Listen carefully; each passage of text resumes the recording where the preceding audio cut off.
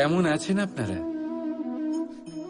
জিজ্ঞেস করলাম এই কারণে, কারণ আজকের দিনে দাঁড়িয়ে আশেপাশে যাকেই দেখছি সে দুঃখী আর ব্যাকুল। সে ভাবে সংসারে সব থেকে বেশি দুঃখ শুধু তার জীবনেই আছে, সব থেকে বেশি সমস্যা তার জীবনেই আছে। সংসারে এমন কেউ নেই যার জীবনে কোনো সমস্যা নেই, আর সংসারে এমন কোনো সমস্যা নেই যেটার সমাধান মানুষের কাছে নেই। কিন্তু সেই সমাধান খোঁজার জন্য নিজের বন্ধ দ্বারগুলিকে খুলে এগিয়ে যেতে হবে, সাহস করে এগিয়ে যেতে হবে। কিন্তু কিছু মানুষ কি করেন, নিজের মাথায় হাত দিয়ে কোনো এক কোণায় বসে নিরাশ হয়ে নিজের ভাগ্যকে তিরস্কার করেন। না, এটা কখনোই করবেন না। কর্ম করুন, এগিয়ে যান, সাহস দেখান, আর সব থেকে জরুরি কথা, সংযম হারাবেন না। কারণ আপনার লক্ষ্য যতই কঠিন হোক না কেন, সেটা অবধি পৌঁছানোর রাস্তা আপনার পায়ের তলা দিয়ে সর্বদাই যাবে। রাধা রাধা। দুঃখ কি, ভয় কি, এদের কিছুটা এইভাবে ভাবা যেতে পারে। জীবনে যখনই আপনি কিছু একটা লাভ করবেন, তখন সেটা হারানোর ভয় তার সাথেই চলে আসে। যেমন আপনি যদি ধন অর্জন করেন, ধন হারানোর ভয় তার সাথেই চলে আসে। সম্পত্তি অর্জন করলে সেটা লুট হবার ভয় তার সাথেই চলে আসে। আর এটা জীবনের সাথেও হয়। যেই মুহূর্তে আপনি জন্ম নেন, মৃত্যুর ভয় তার সাথেই চলে আসে। জন্ম না নিলে মৃত্যু কিভাবে হবে? মৃত্যুর ভয় কোথা থেকে আসবে? এবার এই ভয় কি সেটা আপনাকে বুঝিয়ে বলি। এই ভয় যদি মনের মধ্যে থাকে, জীবনে থাকে, তাহলে যা কিছু লাভ করবেন, সুখ, সম্পত্তি, সুবিধা, ধন, এইগুলি লাভ করার একটা আনন্দ থাকে, এদের সাথে জীবনযাপন করার একটা আনন্দ থাকে।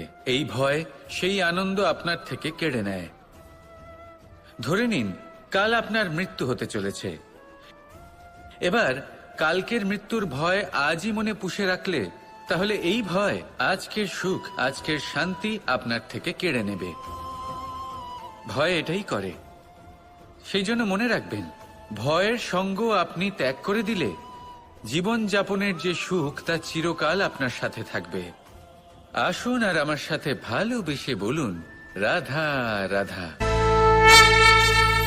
দুঃখ এমন এক অনুভূতি যেটা আমরা চাই বা না চাই, আমাদের জীবনে এটা অবশ্যই আসবে। আমাদের মনকে বিব্রত করে তুলবে, আমাদের মনকে বিচলিত করে তুলবে। কখনো ভেবে দেখেছেন এই দুঃখ আমাদের জীবনে কেন আসে, কিভাবে আসে? যদি আপনি মন দিয়ে চিন্তা করেন, তাহলে আপনি বুঝতে পারবেন যে এই দুঃখের অনুভূতি পরিস্থিতির থেকে বেশি মানসিকতা, মানসিকতার থেকে বেশি আশেপাশের লোকজনের সাথে জড়িয়ে। কারণ আশেপাশের লোকজনেরাই আপনার জন্য পরিস্থিতি তৈরি করেন, যা ভালোও হতে পারে আবার খারাপও। আপনার আশেপাশের লোকজনেরাই আপনার মানসিকতাকে প্রভাবিত করে, হয় তাকে ভালো করে অথবা খারাপ করে। আমাদের জীবনের অর্ধেক দুঃখ এই কারণে যে আমরা তাদের উপরে আশা রাখি যাদের উপরে কোনো আশা রাখা উচিত নয়, আর অর্ধেক দুঃখ এই কারণে যে আমরা তাদের উপরে সন্দেহ করি যাদের উপর সেটা করা উচিত নয়। তাৎপর্য এটাই যে মানুষকে চেনার চেষ্টা করতে থাকুন। যেদিন আপনি এটা বুঝে যাবেন যে কে সুজন আর কে দুর্জন, সেই দিন এই দুঃখ আপনার জীবন থেকে দূরে কোথাও চলে যাবে। রাধা রাধা। আপনি কি কখনো কোনো জলের ধারা দেখেছেন? তার সামনে যতই মাটি থাকুক না কেন, যতই কাদা থাকুক না কেন, যখন এই জলের ধারা বইতে আরম্ভ করে দেয়, তখন এই কাদাকে নিজেই ধুয়ে নিয়ে যায়। ওই কাদাকে ধুয়ে দেয় এবং নিজের পথ নিজেই তৈরি করে নেয়। তাহলে আপনিও এরকম জলের মতো হয়ে উঠুন।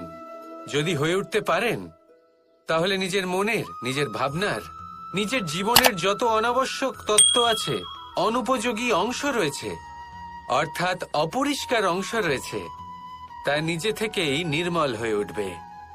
আর যেরকম জলের ধারা কখনো থেমে থাকে না, সব সময় বয়ে চলে, সেইভাবে আপনিও কখনোই থামবেন না।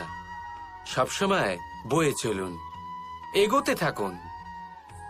পথে যদি অনেক বিপদ আসে, সমস্যা আসে, থামবেন না, তার উপর নিরন্তর প্রহার করুন, নিরন্তর প্রয়াস করুন আর অগ্রসর হন।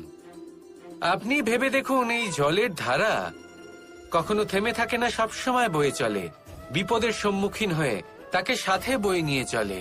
সেই জন্য জলের ধারা, প্রবাহমান এই ধারা, এর থেকে কখনো দুর্গন্ধ আসে না, এতে কখনো ময়লা জমতে পারে না, বরং পালিত হয় সুন্দর প্রাণবন্ত জীবজন্তু, যেমন সুন্দর ছোট মাছ। তাই আপনিও এটাই করুন, কখনো থামবেন না, শুধু চলতে থাকুন, জলের ধারার মতো বইতে থাকুন। আপনি আপনার লক্ষ্য অবশ্যই খুঁজে পাবেন, আর তার সাথে নিজের অন্তরের যে মালিন্য রয়েছে তা আপনি নিজেই নিজের থেকে দূরে করে দেবেন। তাহলে আসুন আর আমার সাথে ভালোবেসে বলুন, রাধা রাধা। এই সংসারে আমাদের জীবনের সবথেকে বড় দোষ কি আপনি জানেন? কেউ বলবেন লোভ, কেউ বলবেন লালসা, কেউ বলবেন অসত্য। দেখুন, দুঃখের মূল কারণ হলো পরিশ্রম না করা। কিছু মানুষ ভাবেন যে আমি জীবনে কোনো পরিশ্রম করব না, অথচ আমি সবকিছু প্রাপ্ত করতে চাই। আর এমন এক কারণের জন্যই দূতের মতো খেলা আমাদের জীবনে প্রবেশ করার সুযোগ পায়। দূত, এই দূত আসলে কি?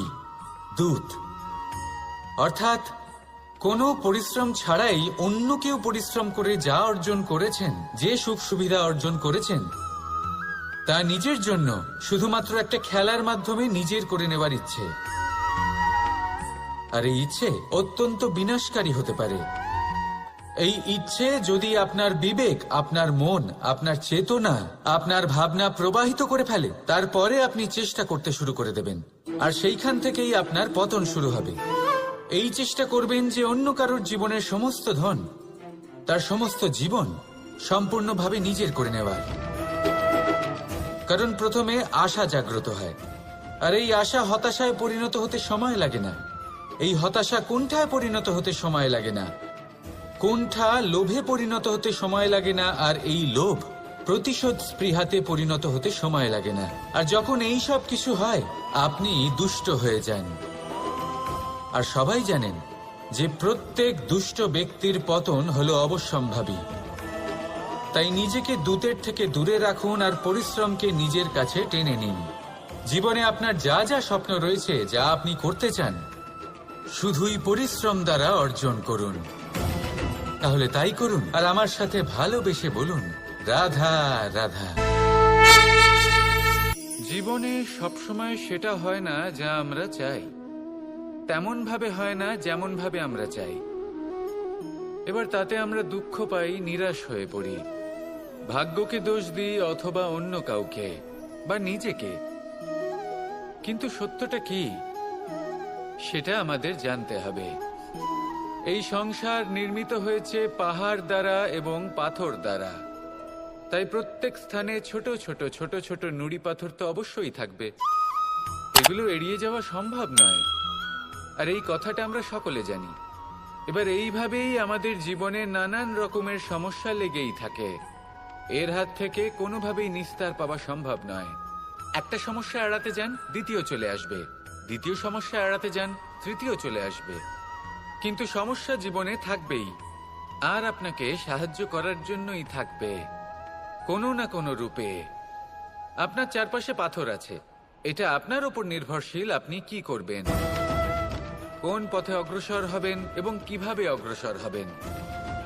এবার দেখুন, এটা তো সবসময় সম্ভব নয় যে আপনার পদতলে ফুলের চাদর থাকবে, এটা তো অসম্ভব। সেই জন্য উচিত এটাই হবে যে আপনি পাদুকা পরিধান করে জীবনে অগ্রসর হন।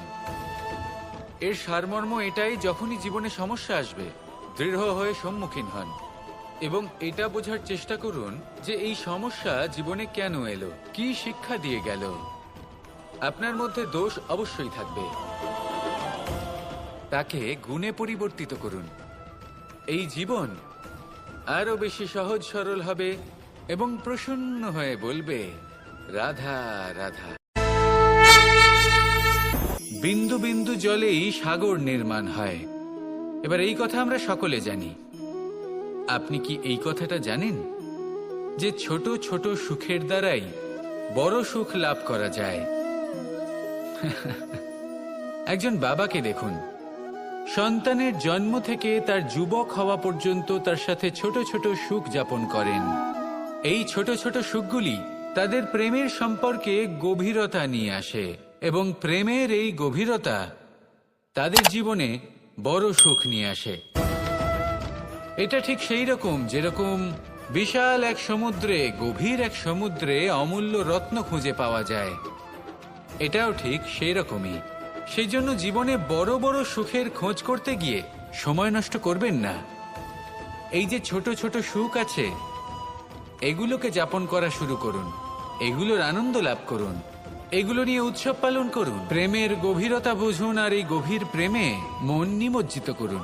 তারপরে দেখুন এই মন আর এই জীবন সুপ্রসন্ন হয়ে বলবে, রাধা রাধা।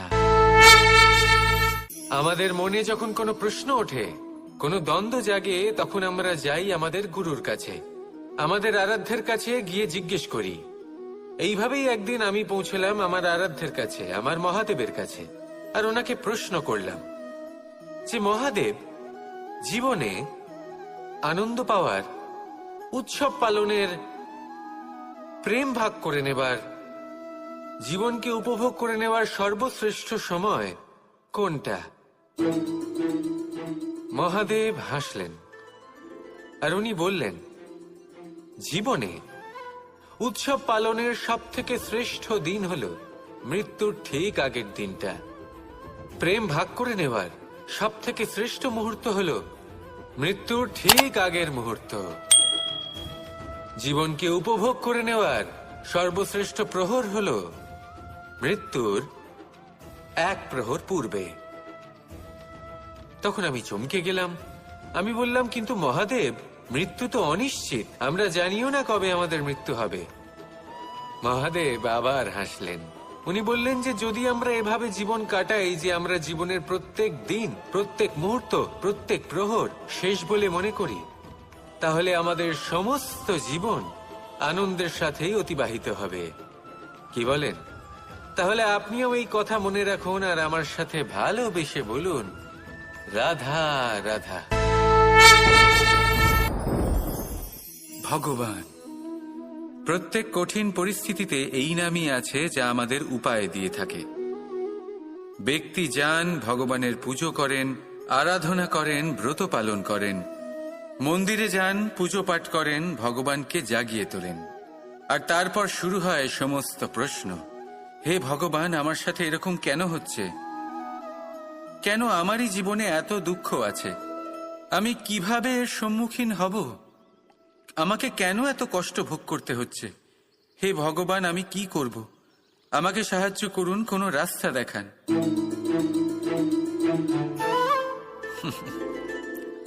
চলুন আমি আপনাকে একটা প্রশ্ন করি। মন্দিরে যাওয়ার চেষ্টা করার আগে আপনি কি জীবনে ততটা চেষ্টা করেছেন যতটা সেই সমস্যাকে দূর করার জন্য দরকার ছিল? দ্বিতীয় প্রশ্ন, ভগবানকে জাগানোর পূর্বে আপনি কি নিজেকে জাগিয়ে তুলেছেন? আপনি কি আলস্য ত্যাগ করেছেন?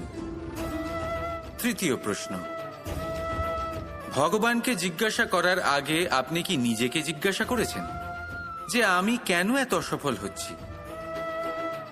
যদি না করে থাকেন তাহলে সবার আগে এটা করুন। আপনি সমস্ত প্রশ্নের উত্তর পাবেন, সমস্ত বিপদের পরিত্রাণ পাবেন। অন্য কোথাও নয়, নিজের ভেতরে তাকিয়ে দেখুন।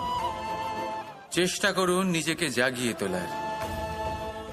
আপনি সফল অবশ্যই হবেন, কারণ এই পরমাত্মা, ওই পরমেশ্বর, ওই পরব্রহ্ম আপনার মধ্যেই তো আছে।